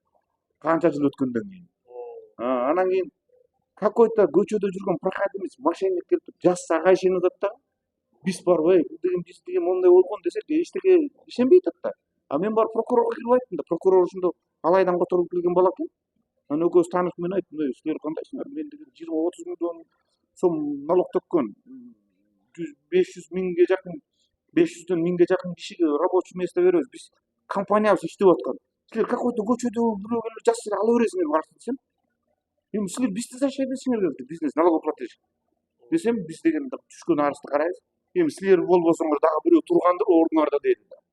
Анан мен уже прокуратурадан түңүлдүм сразу. Момент ошол жерде. Бул жерден уже буларга кайрылганга бесполезно экен, Октябрьский дедим да, анан городскойго жаздым да. Анан городскойлор кыскарткандан кийин ушул гражданский иш кайра козголуп атпайбы. Тигил болсо аны да түшүнсө болот. Ал тигилерден сатып алгандыр балки Нургалыйдан. Но бизге төккөн жок да, биз аны даже тааныбайбыз, ал үчүнчү лице болот да. Ал барып туруп посольствого арызданат, президентке арызданат, көрүнгөн жерге арызданып жүрө берет, резонанс кылып атат. Булар резонанс болуп атат деп бизге айтат. Резонанс болсо боло берсин, биздин ишибиз бар, бул гражданский иш. Сот чечсин, если сот чечип эртең бергиле, буну туура экен десе берип салалы. Бул сотко кайрылыш керек. Анан кийин мен кетип калгандан кийин, Мага ошол ОПГнын балдарынан бирөө чыкты. Бакыт деген бала. Чалып айтты, байке, братан сизден чалып атат. Прокуратурадагы ишиңиз барып турбайбы? Ошону деген кыскартып салабыз деп биздин киши бир $150,000 анан бир коттедж коюп койсун деп. Мен айттым, Камчы Көлбаевдин атынан. Атынан тирүү чыгат. эмес да. Ооба, тирүү эмес. Азыр, конечно, Камчы Көлбаев өлгөндөн кийин баары герой болуп да. Ал кезде бирөө да сүйлөбөй басып жүрбөдү. Анан кийин ошол жерден анан мен айттым, мен $150,000 эмес, $150 жок, мен азыр Америкада жүрөм. Өзүм ийли квартираны төрөп араңдап жүрөм. Болгон акчамдын баарын 1,5 жылда тергөө жүрүп атканда бүт баарын соруп түштү, эчтекем деле калган жок. Сатып жоккандын баарын саттым деди прокуратураны. Сизде далилдер бар. Далилдер эми ал телефон менен сүйлөштүк да. Анан кийин мен аны эсин билгенде мен азыр мынтип кетерин деле эч ким билген жок да. Мен даже барарым деле. Сизге номерлар бар да, ким чалганы, аты жөнү бар да. Эми ал бакыт каза болуп калды, авария болуп. Ошол чыкты мага. Менде телеграмда бүт запистери бар болчу дажечи. Даже анча кишилер мени аларга дагы убагы келгенде аларды да ачыкка чыгарам. Кишилер бар толтура. Жанагы банкирлердин бирөөсү өлүп калды, асыл өлүп калды. Жөн эле өлтүрүштү банкирдичи. Мындайча караганда мага эле байлайын деди. Эчтеке жок. Алар да келип менин угушум боюнча ар бир банкирден $50,000 алышкан деди.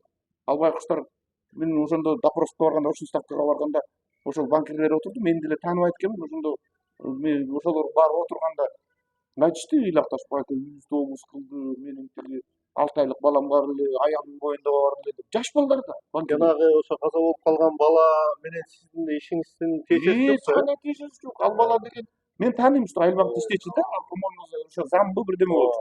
Мен бир жолу көргөм да. Анан кийин дагы бир мен тааныган бала бар болчу. Ошолор келип биз чоң проект жасадык да, 115 миллион сом алып атканбыз, ошо чоң барып аралаштык. Анан ошону байлаштым. Коммерческий кредит. Анан кийин ал банкирлерге эмнеге коррупцияга байлады мен билбейм. Банкирлердин коррупцияга байлай албайсың да. Банкир бул чөнтөгүндөгү акча эмес да, мээде берип койгондо. Ал деген коллегиальный орган. Ал жерде деген совет директоров бар, кредитный комитет деген бар, правление деген бар. Ошонун чечими. Анан оценканы туура эмес, повышенный кылган деп атат. Ал жерден наоборот биз $9 миллион активди коюп туруп болгон бир канча алдык? 2 миллионго жетпеген акча алдык да. Айла жок. Акча керек болду. Канат мырза, эми мындай сурооду азыр Камчыбек Ташиев төрагалыктан кеткенден кийин улуттук коопсуздук кызматынын айрым кызматкерлери камакка алынбадыбы? Эми алар күнөөлүүбү жокпу алдыда көрүнөт, анын баардыгы далилденсе керек. Күнөөсү жок болсо чыгышы мүмкүн, күнөөлүү болсо сот жообуна тартылышы мүмкүн. Аларды ошо мыйзамсыз сатып алышкан деген дагы маалыматтар бар да. 100%. Сиз акча бердиңиз беле ошол? Бирөөлөр аркылуу бердим. $100,000 алып кетишти. Эмне үчүн? Ошол жанагы коррупцияны ишти прекращать этиш үчүн. Анткени жанагы лыжный базанын директордун эмесин үйүн барып обуз кылды. Мен айттым, мырза, сен коркпой эле койчу, эчтеке кылбайт. Кредит үчүн эч кимди түрмөгө камаган эмес десем, коркуп туруп албады, канат камап коет. Мени чыгарды, аялы экөө ыйлап туруп алды.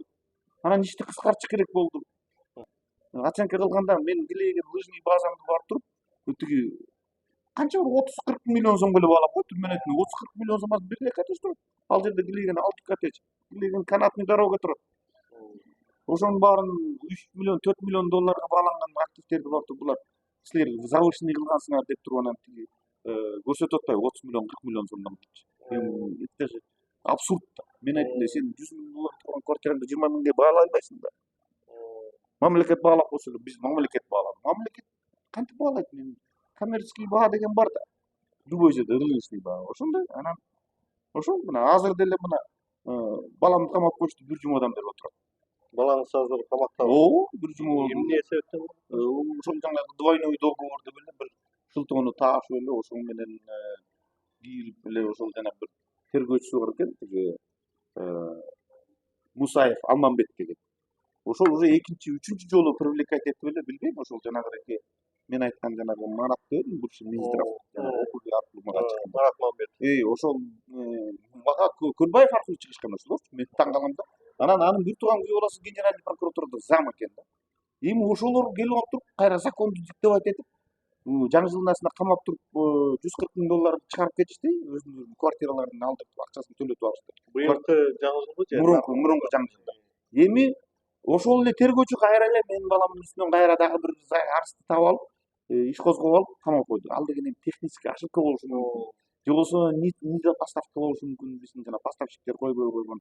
Иши кылып бир какой-то бир көрүнгөндөр келе жазса эле ошону принимать этип атат да. Анан президент мен деле түшүнүп атам, мунун баарына жетише албайт. Даже министр МВД көрө албайт даже керек болсочу эмне болуп аткандарынчы. Тура прокуратура менин түшүнүгүм боюнча ошол жанагы зам прокурордун эле бир эмеси да, исполнители да.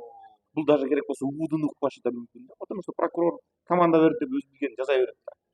Эми азыркы учурда мына айтылып өттү го, улуттук коопсуздук кызматынын кызматкерлеринин үстүнөн иштер козголуп, азыр тергөө амалдары жүрүп атат. Анан ишкерлердин көбү арыз менен кайрылып атат деп, Ооба. Эми сиз Кыргызстанга баратасыз. Ооба. Мындайча айтканда издөөдөсүз, ошого карабай, ошого кайыл болуп баратасыз да, Ооба.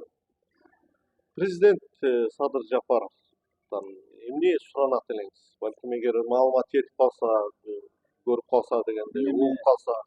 Курматтуу президентке кайрыларым, мен кайрылуу кат жаздым. Ал катты уже эмеге генералдык прокуратурага жөнөттүм. Изилдегенде генералдык прокуратурадан чалыштым аны. Алар менен мындай түшүндүрмө жүргүздүм, бирок 2 арыз кирдим. Анан кийин эми президенттен эмнени суранам? Акыйкатчылыкты суранабыз. Анткени кыргыз элинин конституциясынын гаранты ошол киши да. Биз эл баарыбыз шайлап атпыз убагында, шайлап. Биз баарыбыз ушул кичине өзгөрүү болот экен, Кыргызстаныбыз көтөрүлөт экен деген ой менен баарыбыз ошол шайлап эме кылдык. Эми ошол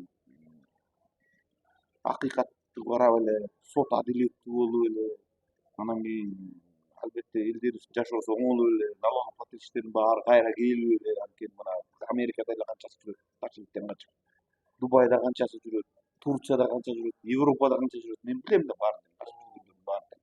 Потому что алар деген имущество эмес, өздөрүн сакташ керек болуп калбадыбы. Мен эми ошол эмеге тергөөдө жүргөндө деле көп эле айтып аттым, тергөөчүлөргөчү, баласы аябай туура эмес кылып атасың. Анткени бул бизнести 10 жылдан бери, 20 жылдан бери келаткан бизнести өчүрүп коюш бир заматта эле, а вот кайра өнүктүрүш жылдар керек. Алар билбейт да, түшүнбөйт. Алар команда түштү, өз билгендерин кылып атты. Анан бирөөнө бирөө каршы болуп калса деле ГКМБ, бирөөнө бирдеме болуп калса деле ГКМБ, курулуш организациянын документи бүтпөй жатса деле ГКМБ, архитекторлордун баары эле ГКМБнын көзүн карап калышкан. Чечим чыгарып бере албай калышты даже. Ошон үчүн ошол президентке кайрыларым ошол, урматтуу президент бизге мындай өзгөчө жанагы өндүрүштөгү бизнести көбүрөөк поддержка бериш керек. Анткени мен жана айтпадымбы, өндүрүш сурайт, сүйрөйт, алган экономиканын баарын, потребитель эменин баары, поставщиктин баары курулушка поставка кылат да. Монун баары эле курулуштан жасалган нерсе. Монун баары тең курулушка керектүү нерсе, ошонун баары тең мебелден бери поставка кылат. Ушу курулушка көбүрөөк көңүл буруп койсо, бизнеске көбүрөөк, өндүрүшкө, айыл чарба. Менде да көп проектилерим бар, баары калды. 20дан ашык проектим бар. Начиная эметиги логистический центрден баштап, заканчивая лыжный база, пансионат, 4 пансионат куруп баштаган көрдүм. Бүт баары калды. Ошол. Чоң рахмат ушул маегиңизге. Урматтуу көрөрмандар, биз менен Оргтехстрой курулуш компаниясынын негиздөөчүсү Канатбек Исмаилов болду. Мен айта кете турган нерсе, көп кишилердин бул жерде аты аталды, айрымдарына мындай сын пикирлер айтылды, айрымдарына мындай кылмыш жоопкерчилигине тартыла тургандай дагы бир албетте пикирлер айтылды. Эгер ошол аттары аталган адамдар кандайдыр бир бере турган жооптор болсо, биз ал кишилер менен маектешкенге даярбыз. Эгер кошумча алынча пикирлер айта турган тараптар болсо, аларга деле биз ачыкпыз. Дагы бир эске сала кете турган нерсе, биздин маегибиз талаш атында болду, капыл-тапыл. Ошондуктан айрым бир техникалык мүчүлчүлүктөр кетсе, ал үчүн биз сиздерден кечирим сурайбыз. Биз дагы мындан ары дагы эфирден жолукканча сак саламатта туруңуздар. Саламатта болуңуздар. Görüşкөнчө. Рахмат сизге. Макулуңдар. Сага да рахмат өзгөчө. Урматтуу көрөрмандар, менин аты жөнүм Кубат Оторбаев. Мен ушу журналистикада 30 жылдан ашуун тажрыйбам бар. Мен өзүңүздөр жакшы билесиздер, Улуттук телерадио корпорациясынын 4,5 жыл, Азаттыктын Бишкек бюросун 5 жыл башкарганмын, омбудсмен болуп иштегенмин. Мындан тышкары Асаба, Кыргыз Руху сыяктуу газеталарда башкы редактордун орун басары болуп иштегем. Мени менен жолуккандар көп сурачу болду. Акыркы убакта көрүнбөй калдың, каякта жүрөсүң деп. Ошондуктан ошол көрөрмандарымдын бардыгын кыргыз элинин бар экендигин эске алып, мен ушул жеке YouTube каналымды, жеке социалдык барактарымды күчтөп, ошолорду жандандырайын деп чечтим. Анткени алган тажрыйбаларым, көргөн кызыктарым, уккан маалыматтарым, факты аргументтерим жетиштүү. Ошондуктан сиздер менен мындан ары кызыктуу маектерди чогуу уюштурабыз, чогуу идеяларды таратабыз деген ойдомун. Мени менен болуңуздар, менин баракчама катталыңыздар, лайк басыңыздар, колдооңуздарды көргөзүңүздөр, идея сунуштарыңыздарды айтыңыздар. Сиздер мененмин.